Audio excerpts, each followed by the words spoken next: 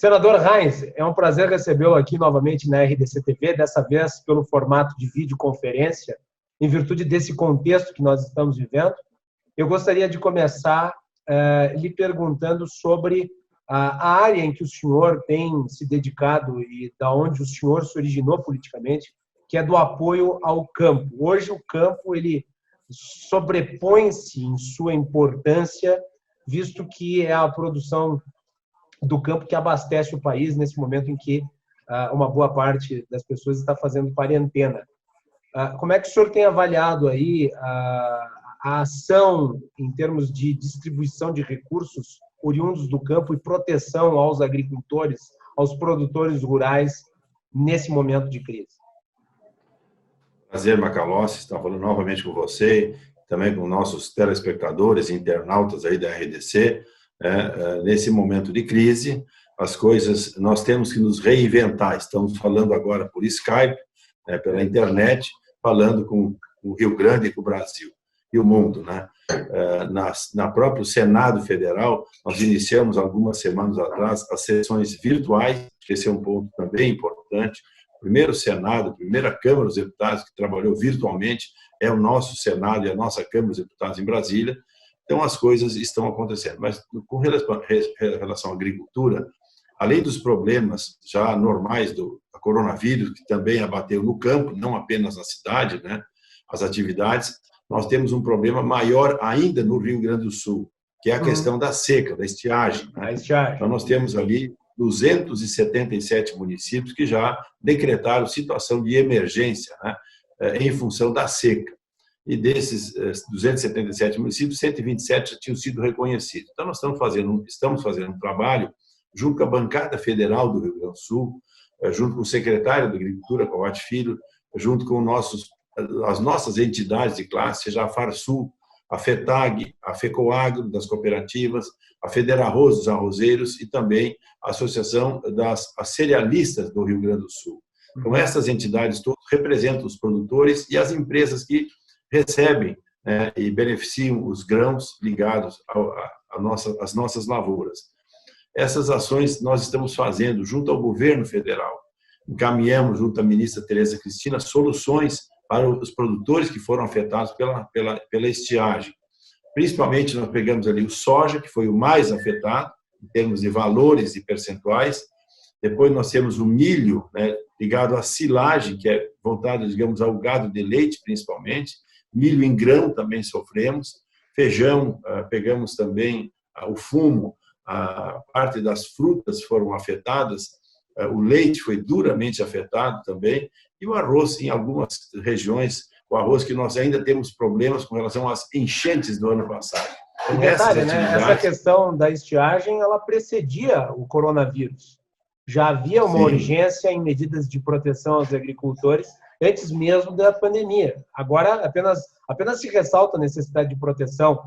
Eu lembro, inclusive, numa das muitas reuniões que houve por parte dos produtores rurais organizados uma certa decepção com a falta de medidas efetivas nesta seara. Veja o caso do arroz. Em janeiro do ano passado, a ministra Tereza Cristina, a recém tinha assumido a pasta da agricultura e ela esteve no Rio Grande do Sul. Tivemos em Uruguaiana com ela, enchente que era muito forte, em São Borja, Itaqui, Uruguaiana, no Alegrete, toda a fronteira aqui. E a ministra esteve lá e prometeu soluções. Naquela reunião de janeiro, Macalossi, até hoje tem soluções que ainda não saíram. Entendeu? Veja, já se passaram 1 ano e 4 meses praticamente. Inclusive, o próprio presidente Bolsonaro, nós tivemos em agosto uma audiência que eu fiz com os produtores de arroz do Rio Grande do Sul e Santa Catarina.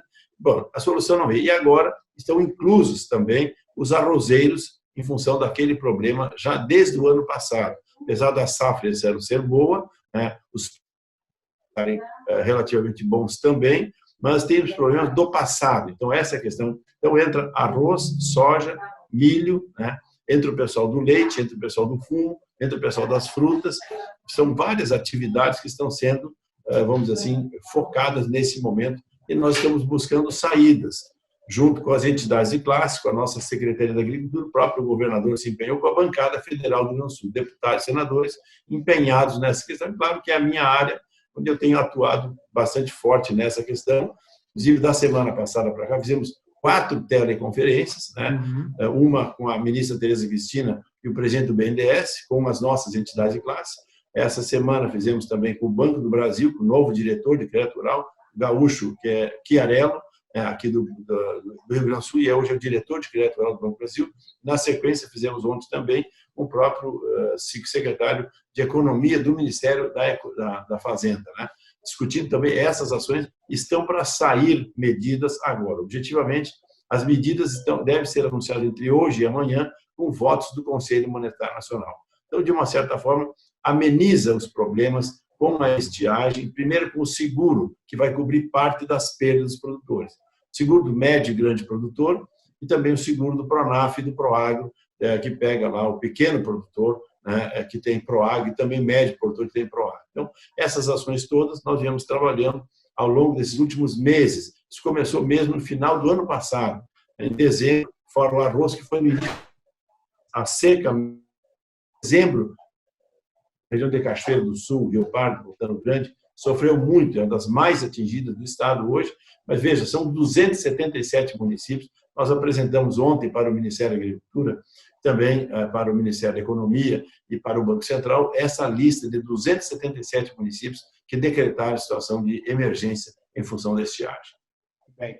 Senador, eu acho que é importante nós falarmos sobre a questão política que diz respeito às ações que são tomadas, principalmente aí em Brasília. Essa semana começou muito turbulenta com o fica não fica do ministro Mandetta. O senhor acredita que a permanência dele no cargo foi o melhor caminho? Como é que fica na sua avaliação, a interlocução do governo com o Senado Federal? Visto que nós tivemos aí episódios de críticas de ambas as partes, do senador Alcolumbre e até do Rodrigo Maia, do presidente para com ambos. Agora, essa semana, começou uma série de reuniões aí, com partidos, inclusive, de maneira a azeitar a situação. Qual que é a sua avaliação? Precisamos, porque nesse momento nós temos que nos juntar e darmos as mãos. Aqui não tem que ter oposição em situação, mas infelizmente, Macalossi, meios de comunicação, que você sabe, politizaram muito essa questão. E claro que tem já interesses em candidatos. Infelizmente, a campanha para a eleição de 2022 já começou. E esses debates que vocês veem todo dia na grande mídia brasileira, principalmente na Rede Globo, Folha de São Paulo, Estado de São Paulo, alguns meios de comunicação já tomaram partido dessa questão. É ruim no momento que nós sofremos uma pandemia, não apenas no Brasil. A questão econômica não é no Brasil, isso é no mundo inteiro. Começou pela China, pegou os Estados Unidos, pegou toda a Europa, enfim, o mundo inteiro está afetado por essa questão. Então, nós lamentamos essa tendência em função das eleições de 2022, que, de uma certa forma, estão acirrando o ânimo, logicamente levando também a Câmara e o Senado Federal nessa posição. Mas nós temos votado, mesmo à distância, mesmo virtualmente, matérias importantes nessas últimas 3 semanas que ocorrem votações na Câmara e no Senado. É importante essa conversa com líderes partidários, com o próprio presidente da Câmara e presidente do Senado, e, logicamente, o poder que é o Supremo Tribunal Federal. Então, tem que juntar o Executivo, o Legislativo e o próprio Judiciário e harmonizar ações nesse momento que visem a população brasileira. De uma certa forma, isso já começa a ocorrer, isso para nós é importante. E o senhor gostou da permanência do ministro Mandetta na pasta da saúde? Existe já uma questão que o presidente Bolsonaro tem focado, que é voltar a economia a andar aos poucos. Eu também sou partidário desta ideia. Diferente do que o ministro Mandetta, tem alguns órgãos de comunicação e alguns governadores têm falado, fecha tudo. Acho que não dá para fechar tudo, tem que começar a desregular aos poucos essa questão. Alguns setores essenciais já estão funcionando, são farmácias, supermercados, enfim, mas nós temos problemas sérios. Veja, os postos de gasolina na beira das estradas, um prejuízo aos caminhoneiros, postos, restaurantes, borracharias. Como é que vai rodar a produção do Brasil? Amanhã vai faltar, imagina faltar arroz no supermercado, faltar carne no supermercado, faltar leite, faltar ovos, enfim, os gêneros baixos da economia. Isso é um problema. Amanhã pode haver saques no supermercado, como ocorreu na Venezuela recentemente. Então, essas questões todas nós temos que avaliar, né? Outro dia, numa entrevista com a rádio lá de Farroupilha, entrava um produtor de ovos, que é produtor, tem uma indústria de ovos. Ele disse, Carlos, Eu tenho ovos das granjas que nos fornecem. Falta papelão para as caixas para embalar. Falta a embalagem plástica. Bom, isso eu está acho que faltando. falta a noção, né, senador, de que item essencial não é essencial apenas na sua natureza própria, mas também de todo o conjunto de outros produtos que fazem com que o item essencial chegue na mesa dos brasileiros, né, dos consumidores. E daí passa não apenas da produção do ovo em si, não apenas da galinha, mas de como é embalado o ovo, de como o ovo é transportado, né, de qual é a qualidade da estrada, né, de quais são os lugares em que o caminhoneiro que está transportando o ovo vai parar para comer, eventualmente para ter que fazer algum tipo de conserto no seu veículo. Tem toda uma linha de produção que começa lá onde o ovo é, lá na cloaca da galinha, e termina no mercado onde o consumidor compra o produto. Veja, há 2 semanas nós fizemos uma tele-reunião com os empresários de Caxias. A SIC de Caxias nos propôs uma reunião. Ali estava a prefeitura, ali estavam os empresários, ali estava a universidade, ali estavam os 3 hospitais, quer dizer, a sociedade caxiense representada, né? E foi comentado essa entrada gradual das empresas em funcionamento.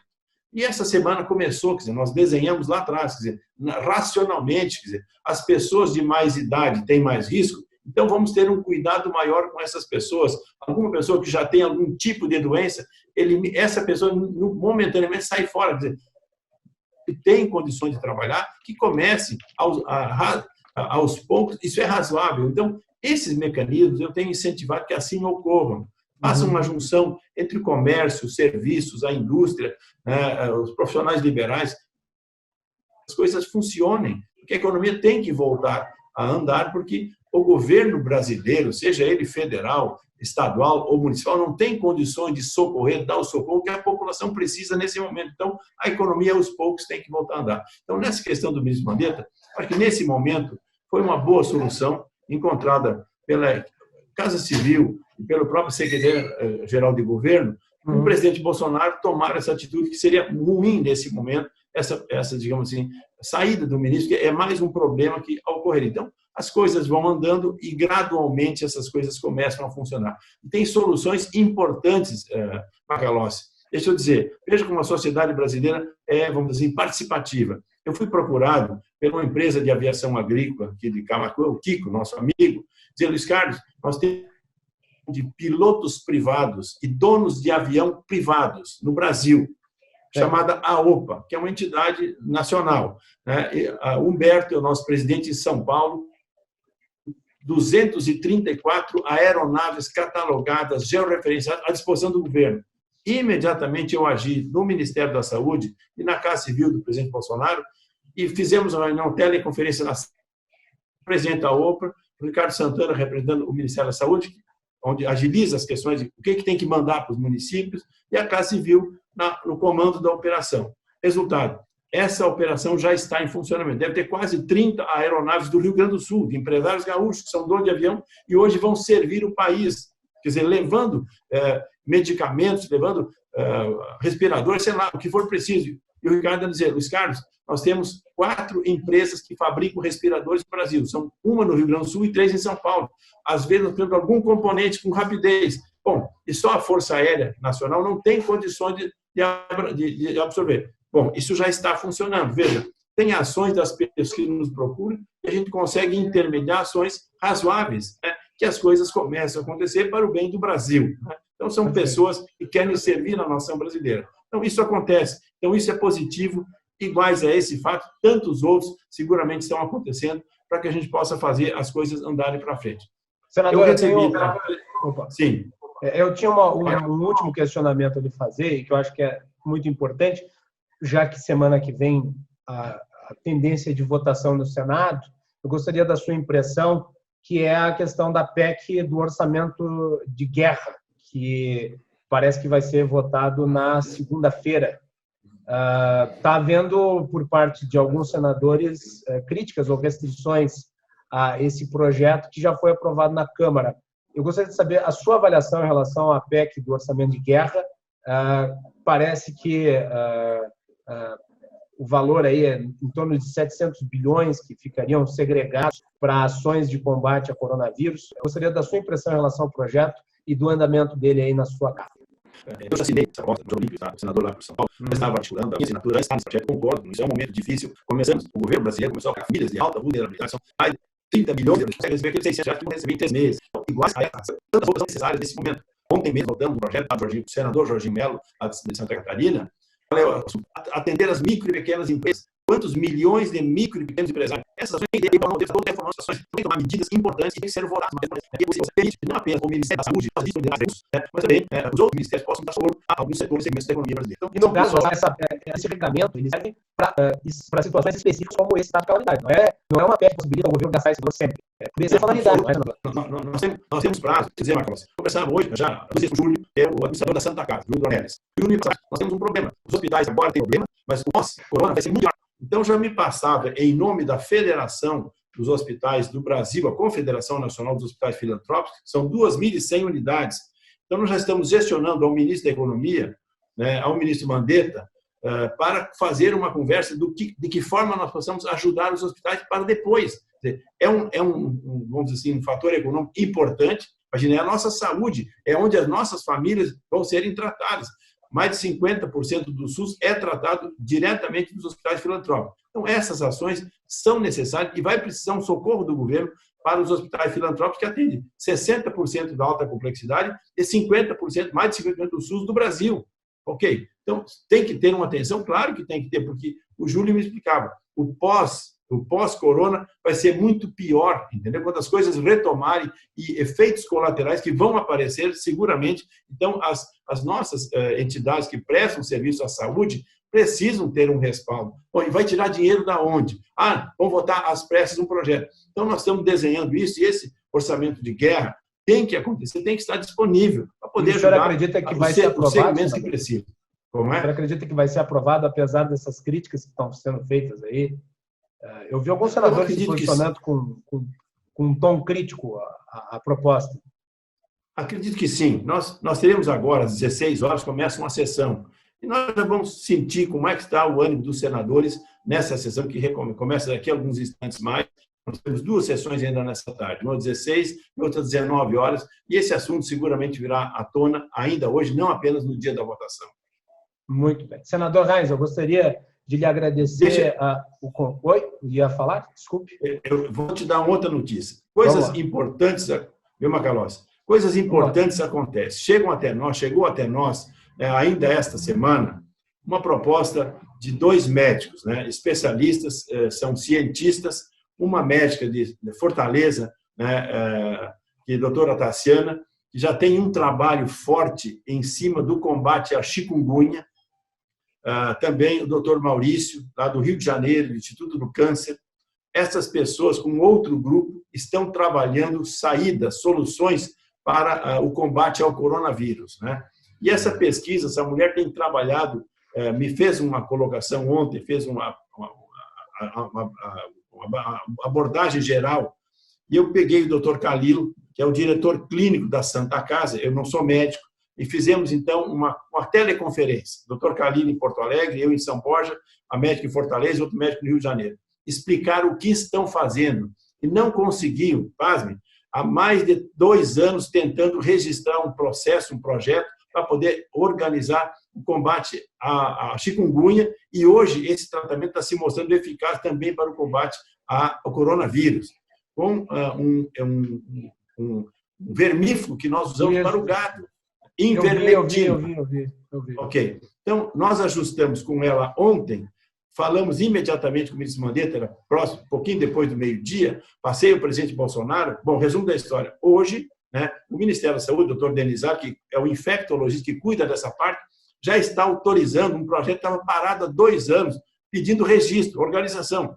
Tem saídas que daqui a pouco cientistas brasileiros vão achar solução. Tem o cloroquina, ok, já é um processo que está andando. Agora, outro processo que começa a andar com resultados extremamente favoráveis à população brasileira, com referências bibliográficas de médicos japoneses, belgas, alemães, inclusive cientistas australianos trabalhando nessa questão. Então, as coisas acontecem e a gente tem procurado mediar essas situações, como falei dos aviões, agora estou falando essa questão do ivermectina. Bueno, daqui a pouco nós estamos achando soluções aqui dentro do Brasil, não apenas para nós brasileiros, mas para o mundo inteiro. Como em qualquer país, cientistas estão fazendo as suas pesquisas, as suas avaliações para encontrar saída para essa pandemia mundial.